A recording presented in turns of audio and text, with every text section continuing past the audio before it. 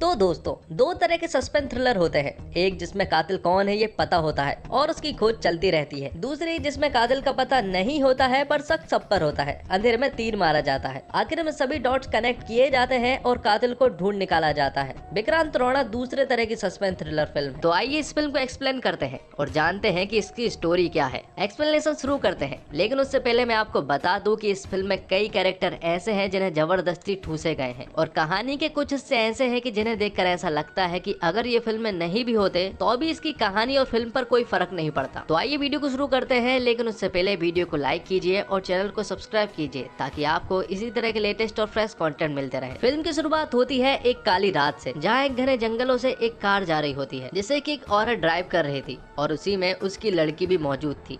लेकिन अचानक ही बीच जंगल में जाके उसकी कार बंद पड़ जाती है और जैसे ही वो बाहर जाती है तो उसे कुछ अजीब सा लगता है, इसलिए वो तुरंत ही अपनी कार में जाती है। लेकिन जब वो अपने कार में वापस आती है तो उसे अपनी बेटी वहां पर नहीं मिलती, क्योंकि उसे कोई आदमी उठाकर ले जा रहा होता है। वो कौन है फिलहाल तो नहीं पता और ये सीन यहीं पर कट होता है। आगे कहानी कमरट्टू गांव में शिफ्ट होती है, जहां पर गंभीर नाम के एक आदमी को दिखाया जाता है जो कि यहीं का निवासी है। थोड़ी देर के बाद उसके पास विश्वनाथ नाम का एक आदमी आता है अपनी पूरी फैमिली के साथ। दरअसल विश्वनाथ मुंबई में रहता है और उसकी फैमिली में उसकी पत्नी और दो जुड़वा बच्चे हैं, जिनमें कि लड़के का नाम मुन्ना और लड़की का नाम पन्ना है। और पन्ना की शादी तय हो चुकी है और विश्वनाथ चाहता है कि पन्ना की शादी कमरट्टू गांव से हो, क्योंकि विश्वनाथ के पूर्वज पन्ना की शादी देखना चाहते थे, लेकिन अब वो नहीं रहे।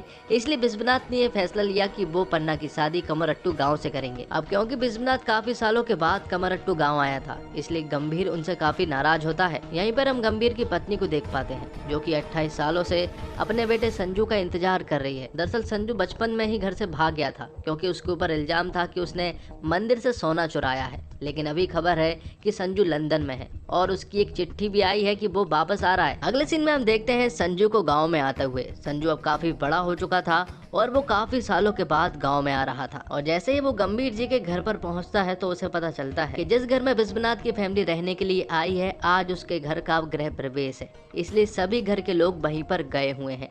लेकिन जब वो इधर उधर घूम रहा होता है तभी उसकी नजर पड़ती है पन्ना पर। पन्ना और संजू मिलते हैं और थोड़ी ही देर में उनकी नजर जाती है एक कुएं पर, जहाँ पर एक लाश टंगी हुई थी और वो लाश किसी इंस्पेक्टर की थी। अगली सुबह ये सारा मामला जब सभी लोगों को पता चलता है और गंभीर जी को ये पता चलता है कि संजू भी उस जगह पर मौजूद था, तो वो संजू से सबके सामने कहते हैं कि वो मेरे घर में कदम नहीं रखेगा। अब अगले सीन में एंट्री होती है विक्रांत रोना की, जो कि शिव के रास्ते से होते हुए कमरट्टू गाँव में ही आ रहा था। अब क्योंकि उस इंस्पेक्टर की मौत हो चुकी थी, इसलिए उसकी जगह पर विक्रांत रोना आया है। वो कमरट्टू गाँव में आ रहा होता है और उसके साथ उसकी बेटी भी मौजूद थी। और जब वो जंगलों के रास्ते से आ रहा होता है तो तभी अचानक से उसकी कार बंद पड़ जाती है। तब आगे का सफर पैदल चलकर ही उसे पूरा करना पड़ता है और अगले दिन से विक्रांत उस दूसरे इंस्पेक्टर की जगह ले लेता है, जिसके बाद वो गांव में घूमता है और इस गांव के बारे में पता करने की कोशिश करता है, जिससे कि उसे पता चलता है कि यहाँ पर रहस्यमयी तरीके से बच्चों को मार दिया जाता है और उन्हें पेड़ पर टांग दिया जाता है। और गाँव वालों के हिसाब से ये सारे काम ब्रह्म राक्षस कर रहा है और हाल ही में जिस इंस्पेक्टर को मारा गया था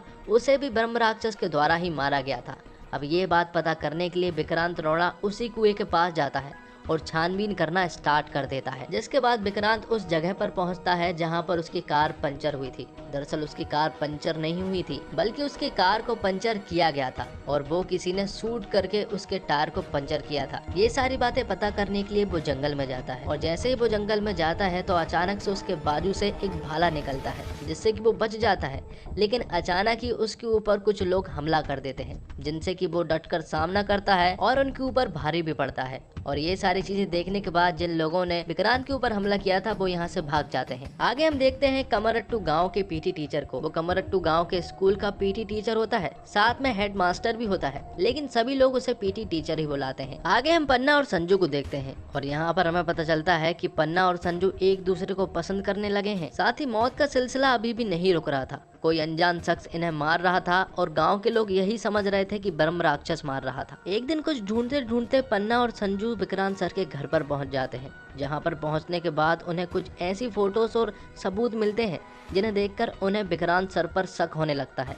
उन्हें ऐसा लगता है कि वो पुलिस वाले नहीं हैं और जो कुछ भी हो रहा है वो शायद वही कर रहे हैं, क्योंकि अगर कोई नॉर्मल आदमी होता तो वो अब तक पकड़ा जा चुका होता, लेकिन वो पुलिस वाला है इसलिए शायद वो अभी तक नहीं पकड़ा पाए हैं। और जब वो दोनों विक्रांत के घर पर ही थे तब वो खिड़की से देखते हैं विक्रांत को, जो कि भूतिया भेष बनाकर डांस कर रहा होता है और ये सब चीजें देखकर उन्हें कंफर्म हो जाता है कि कमरट्टी गांव में जो कुछ भी हो रहा है वो सारी चीजें विक्रांत सर ही कर रहे हैं। और बातें पता करने के लिए वो कमरट्टू गांव के एक आदमी के पास जाते हैं जो कि उन्हें 28 साल पहले की एक कहानी सुनाता है। वो आदमी उन्हें बताता है कि 28 साल पहले एक नीची जाति का गरीब परिवार था जिसका मुखिया था निट्टोनी। उसके 2 बेटे थे, बड़े बेटे का नाम माधव था और छोटे बेटे का नाम राघव था। उन दोनों को स्कूल भेजा गया, लेकिन बड़ी जाति के लोग उन दोनों को परेशान किया करते थे और बहुत मारा करते थे। और एक दिन जाने अनजाने में संजू ने भूतनाथ मंदिर से सोने के कुछ गहने चुरा लिए और गांव वालों की ये बात नहीं मालूम थी कि आखिर वो सोना किसने चुराया है। और एक दिन अनजाने में बड़ी जाति के लोगों ने ये सारा इल्जाम निट्टोनी के ऊपर लगा दिया और फिर उसके घर जाकर उसके घर वालों को बहुत मारा और उसके घर को भी जला दिया। ये सारी चीजें देखकर माधव और राघव अपनी छोटी बहन को लेकर वहाँ से भाग निकलते हैं, लेकिन उनके पीछे स्कूल के वो शैतान बच्चे लग जाते हैं जो कि उनका पीछा करके उन्हें बहुत मारते हैं। लेकिन यहाँ पर राघव अपनी छोटी बहन को लेकर वहाँ से किसी तरह से भाग गया था और माधव को उन लोगों ने पकड़ लिया था और उसे बुरी तरह से मार दिया था। और यहाँ पर राघव की छोटी बहन भी मर चुकी थी। अब कहानी प्रेजेंट में आती है और हमें विक्रांत सर को दिखाया जाता है जो कि हंटर से संजू के ऊपर वार कर रहे थे।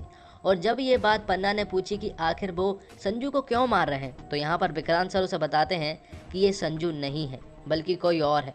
उससे ही पूछा जाए कि ये कौन है, तो संजू बताता है कि वो संजू नहीं है, वो संजू का रूममेट है और उसका एक खास दोस्त है। और जब वो कमरट्टू गांव के लिए निकल रहा था तो तभी अचानक ही उसका एक सीरियस एक्सीडेंट हो गया और उसकी मौत हो गई। और मरते मरते उसने मुझसे एक बात कही थी कि वो अपनी माँ से मिलना चाहता है और उसकी माँ भी मुझसे मिलना चाहती है। अब संजू तो अपनी माँ से नहीं मिल पाया, लेकिन संजू की माँ की इच्छा पूरी करने के लिए वो संजू बनकर यहाँ पर आ गया। और जब ये बात वो विक्रांत सर को बता ही रहा होता है कि तभी दूर खड़ा एक आदमी सुन लेता है और वो आदमी कोई और नहीं बल्कि संजू के पिता थे। वो ये सारी बातें सुनकर इमोशनल हो जाते हैं और वो उससे कहते हैं कि आज से तुम ही हमारे संजू हो। यहाँ विक्रांत सर अपनी इन्वेस्टिगेशन में लगे हुए थे। वो छोटे छोटे डॉट्स को कनेक्ट करके मर्डरर को ढूंढने की कोशिश करते, लेकिन उनके पास कई सारे सस्पेक्ट थे। अब एक रात पन्ना और मन्ना को एक औरत जबरदस्ती पकड़ लेती है और अपने साथ ले जा लेती है। यहाँ विक्रांत सर के हाथ कई सारे सबूत लग चुके थे, इसलिए वो भूतनाथ मंदिर जाते हैं जहाँ पर जाना एकदम सख्त मना है क्योंकि सभी को ऐसा लगता है कि ब्रह्म राक्षस वहीं से आता है। और यहीं पर हमें एक फ्लैशबैक की स्टोरी दिखाई जाती है जिसमें कि विक्रांत सर की वाइफ और उसकी बेटी गीतांजलि थी। और फिल्म की शुरुआत में जो कार दिखाई गई थी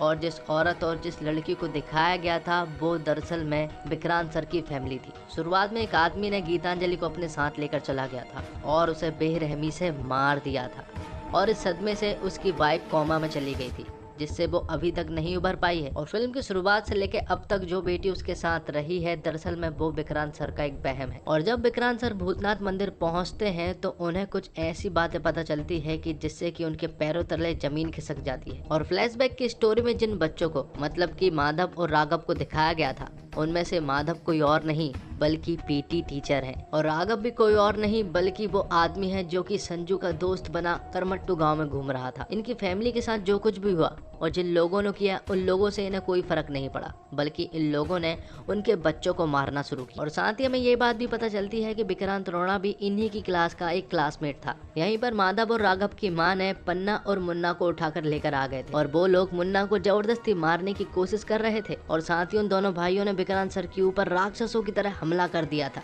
लेकिन विक्रांत सर ने आखिर में उन दोनों को ही मार दिया था। तो दोस्तों अब मैं आपको बताता हूँ कि इस फिल्म में जबरदस्ती क्या ठूसा गया। सबसे पहले तो जैकलीन फर्नांडिस का यहाँ पर होने का कोई सवाल ही पैदा नहीं होता। एक और मूसा नाम का कैरेक्टर है जिसका यहाँ पर होने का तुक पैदा ही नहीं होता। वो एक स्मगलर होता है जिससे कि ऐसा लगता है कि जबरदस्ती ठूसा गया है और उस पर जबरदस्ती शक डाला जा रहा है। और संजू और पन्ना की लव स्टोरी को भी जबरदस्ती खींचा जा रहा था। अगर वो लव स्टोरी यहाँ पर नहीं भी होती तो भी चल जाता। और भी कई सारे कैरेक्टर्स हैं जिन्हें देखकर ऐसा लगता है कि शायद इनका इस फिल्म में कोई काम नहीं है। लेकिन एक बात तो है, पूरी कहानी में सस्पेंस बना रहता है। हर दूसरे सीन में कहानी की नई परतें खुलती हैं। थ्रिल पैदा करने की ये अच्छी तकनीक है।